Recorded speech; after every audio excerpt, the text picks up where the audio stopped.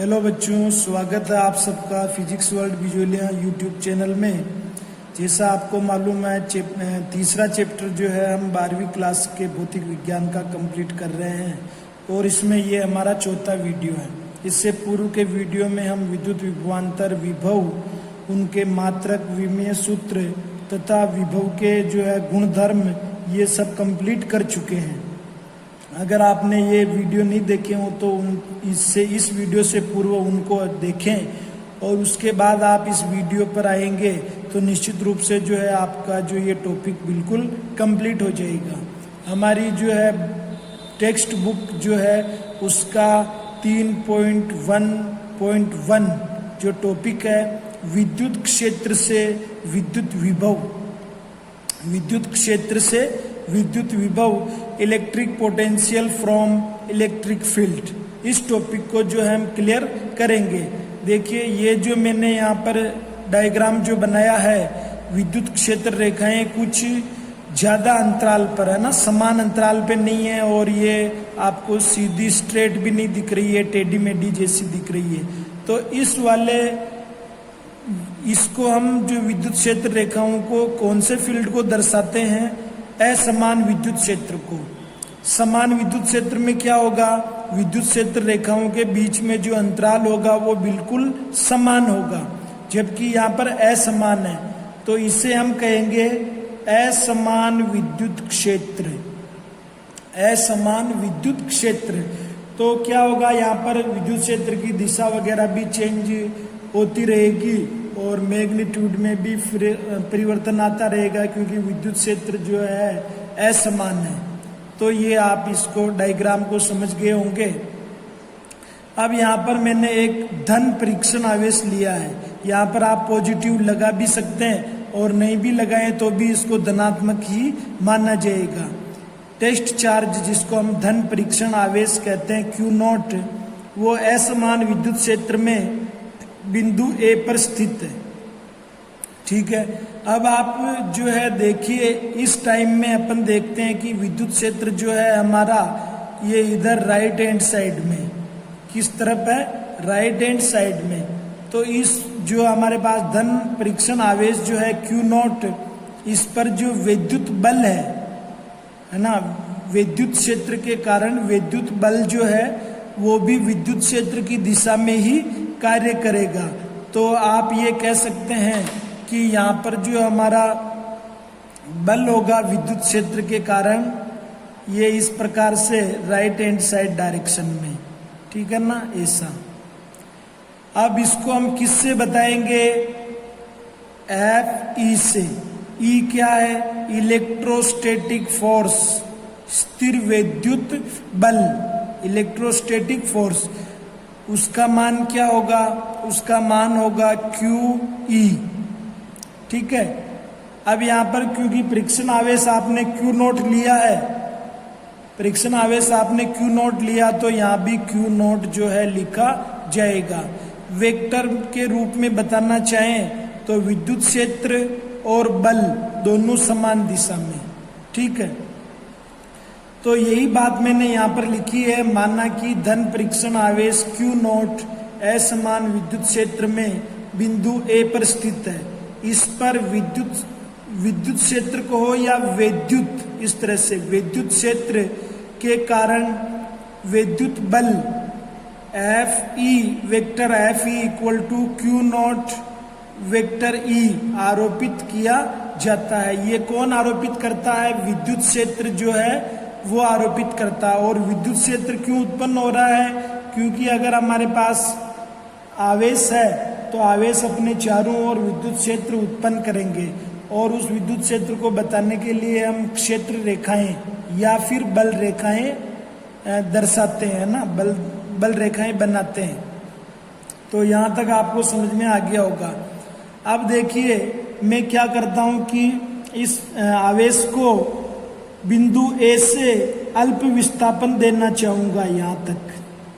ठीक है ना, यहाँ से यहाँ तक जो है अपन मान लेते हैं कि ये जो विस्थापन है वो dl है, अल्प विस्थापन है ना, तो कितना मानेंगे? dl।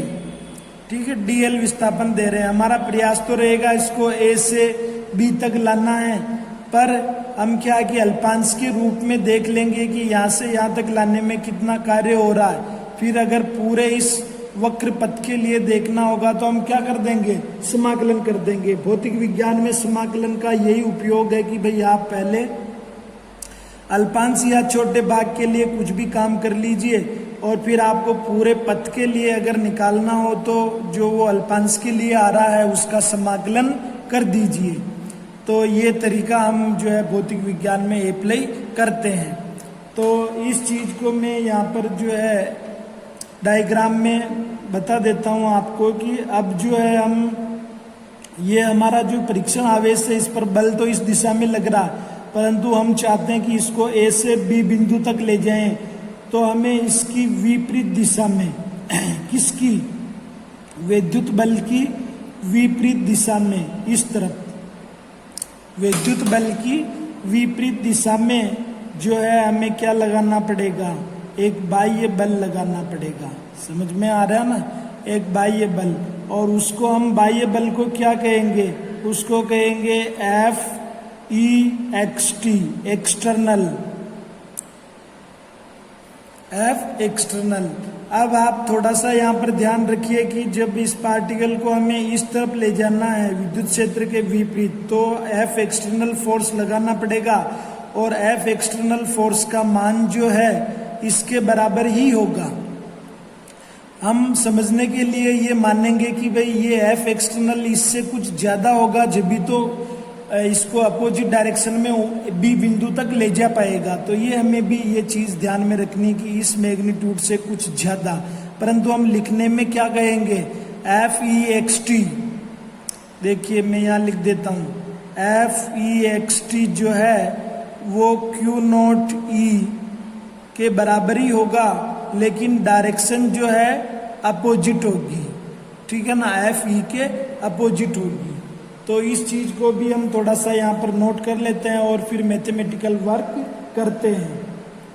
तो मैंने लिखा है, अतः आवेश Q0 को अल्प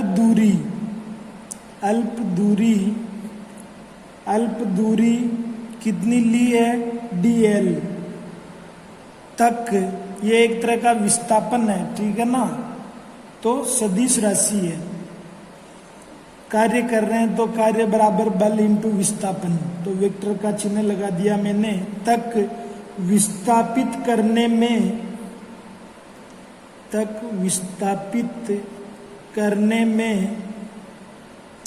में विद्युत क्षेत्र कहें या विद्युत क्षेत्र कहें, विद्युत क्षेत्र के विरुद्ध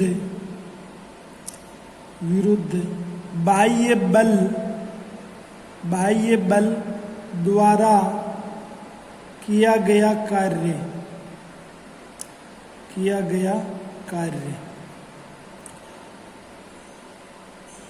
अब कार्य का जो है आप देखिए, कार्य को हम W से बताते हैं, परंतु यहाँ पर अल्प विस्थापन के लिए कार्य किया जा रहा तो dW से लिखेंगे।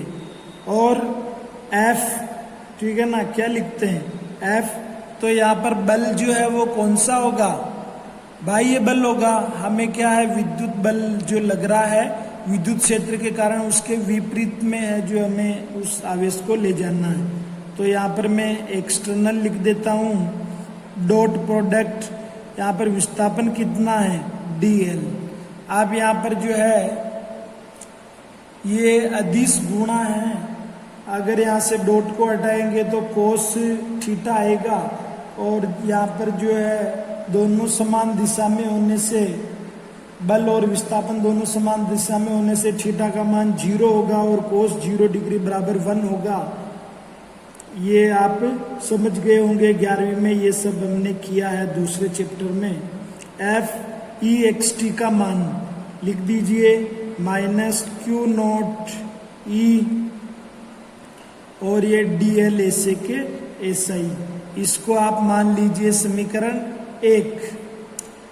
अब हम इसको परीक्षण आवेश को इतना सही लाए, अब हम चाहते हैं कि A से B तक ले जाएं, तो अपन क्या कर देंगे, समाकलन कर देंगे किसका, dw का, तो हमें w मिल जाएगा। तो ये लिख लीजिए, अतः परीक्षण आवेश Q नॉट को बिंदु A से B तक लाने में किया गया कार्य, ठीक है, उसको हम बताएंगे W से। और ये कार्य किस लिए हो रहा है, आवेश को A से B बिंदु तक लाने में, और जो है हमें समाकलन करना पड़ेगा किसका, dw का। परंतु यहाँ पर हम लिमिट में, क्योंकि ये पथ है तो A से B तक का जो पथ है, तो हम इसको यहाँ पर लिमिट में A to B लिख लेते हैं। आगे आपको मालूम है dw का मान समीकरण 1 से रखेंगे, तो A to B माइनस चिन्ह को बाहर ले लेता हूँ, Q not E dot dl, यहाँ पर लिख लीजिए समीकरण 1 से, ये इधर चल रहा है WAB। अब ऐसा करिए, आप जो है Q नोट को भी बाहर ले लीजिए, तो ये minus Q note A to B vector E dot dl, ये WAB, और ये हमारे पास जो है समीकरण बन गई 2। लिख लिया यहाँ तक, ये हमारे पास क्या बन गई, समीकरण 2। चलिए समीकरण 2 के जो है इस वाले भाग पर विचार करिए। कार्य किया जा रहा है किसमें, कि भाई बिंदु को A से B बिंदु तक लाने में। देखिए एक स्टेप जो है हम और आगे बढ़ा सकते हैं, इस Q नोट को इधर ले लें। चलिए यहाँ समीकरण 2 नहीं होगी, एक स्टेप हम थोड़ा सा और आगे ले लेते हैं। देखिए WAB और अपोन में जो है हम Q नोट ले लेते हैं, कहाँ से, उधर लेफ्ट हैंड साइड वाला जो ये Q नोट है, इसको हमने इसके इधर भेजेंगे, पक्षांतरण करेंगे तो गुणा है तो भाग में आ जाएगा, और इस तरफ हमारे पास रह जाएगा माइनस समाकलन A to B vector E dot dl। अब देखिए इससे हम समीकरण 2 ले लेते हैं, और ये जो पक्ष है आपको ये जो है जाना पहचाना लग रहा होगा, अगर आपने वीडियो जो है पहला दूसरा तीसरा देख लिया होगा तो। ये हमारे पास आता है विभवांतर, ठीक है ना, तो ये मैं लिख देता हूं, परंतु विभवांतर की परिभाषा से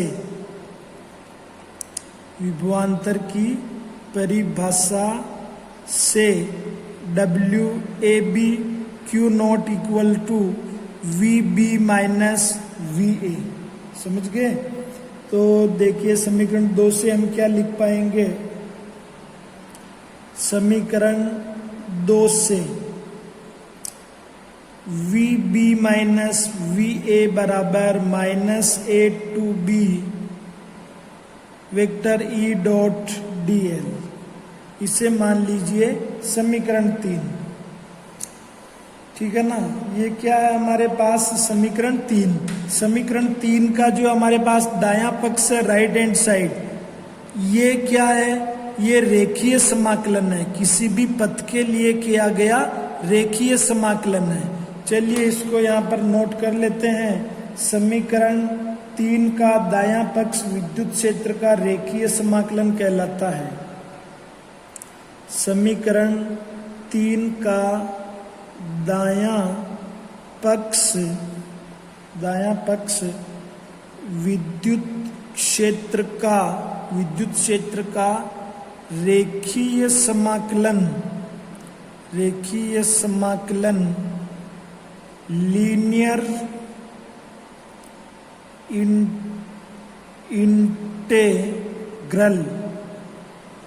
इंटेग्रल कहलाता है।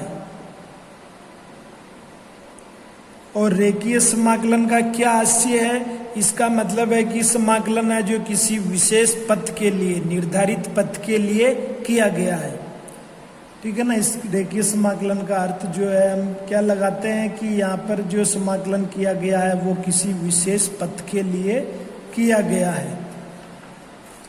अब यहाँ से देखिए समीकरण 3 से हम एक चीज देख रहे हैं कि विभवांतर का जो मान है, विभवांतर का जो मान है वो E डॉट डी एल के रेखीय समाकलन, E डॉट डी एल के रेखीय समाकलन के ऋणात्मक मान के बराबर होता है।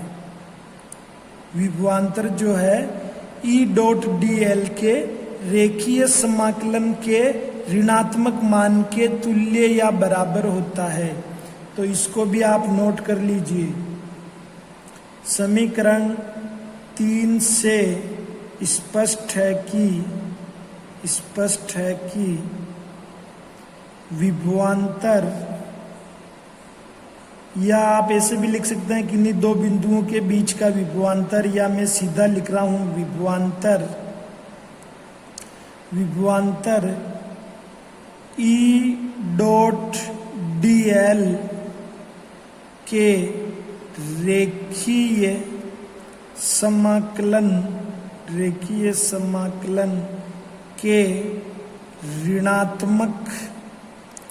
ऋणात्मक मान के तुल्य होता है। ठीक है साहब, ये हमने विभवांतर के लिए लिखा है। चलिए समीकरण 3 से दोबारा अपन देखते हैं। समीकरण 3 से अगर हमारे पास जो ए बिंदु था उसको हम अनंत पे मान लें। समीकरण 3 से यदि बिंदु ए अनंत पर स्थित हो, परीक्षण आवेश को हम कहां से लाएंगे? अनंत से। तो इस स्थिति में क्या होगा? इस स्थिति में जो विभव का मान है अनंत पर वो कितना होगा? 0 होगा।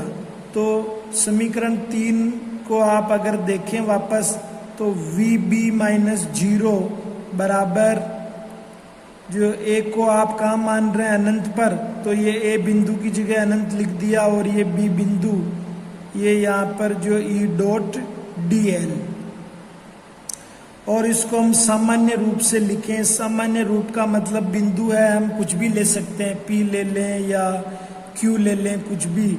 तो सामान्य रूप से जो हमारे पास विभव आ जाएगा, देखिए ये 0 वाला पद हट जाएगा, और हम जो है सामान्य रूप में VB की जगह विभव V लिख देंगे, माइनस समाकलन इन्फिनिटी से उस बिंदु तक हमें लाना है, B तक, तो यहाँ पर मैं B लिख रहा हूँ, और E डॉट डी एल, ये हमारे पास समीकरण 4 आ गई। देखिए ये विभव का मान हम पहले भी जो है हमने देखा था कि किया गया कार्य बटे हुआ जो परीक्षण आवेश है उसको लिखते थे, और एक और आपको दूसरा सूत्र मिल गया समाकलन के रूप में। ठीक है ना? तो समीकरण 4 के लिए लिख लीजिए। समीकरण 4 ये काफी इम्पोर्टेंट जो है हमें रिलेशन मिला है, इसके आधार पर हमें आगे के टॉपिक भी क्लियर करने हैं। समीकरण 4 हमें स्वैच्छिक बिंदु कोई सा भी लिया जा सकता है, तो ये स्वैच्छिक बिंदु B पर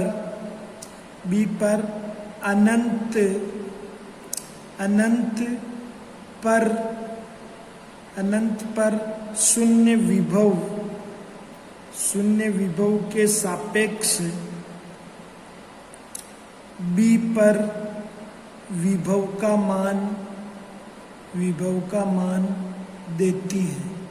समीकरण 3 हमें विभवांतर का मान दे रही है, और समीकरण 4 जो है हमें क्या दे रहा है? विभव का मान दे रहा है। देखिए समीकरण 3 हमें विभवांतर का मान दे रही है, इधर विभवांतर है और ये हमारे पास विभव है। तो इस वीडियो को एक बार आप देखिए और फिर जो है वीडियो पॉज करके इसके नोट्स को उतारिए। ये हमारा बिल्कुल छोटा सा टॉपिक है, इसको अगर आप 1-2 बार रिवाइज करेंगे तो निश्चित रूप से पूरा समझ में आ जाएगा। वीडियो देखने के लिए आपका बहुत बहुत धन्यवाद।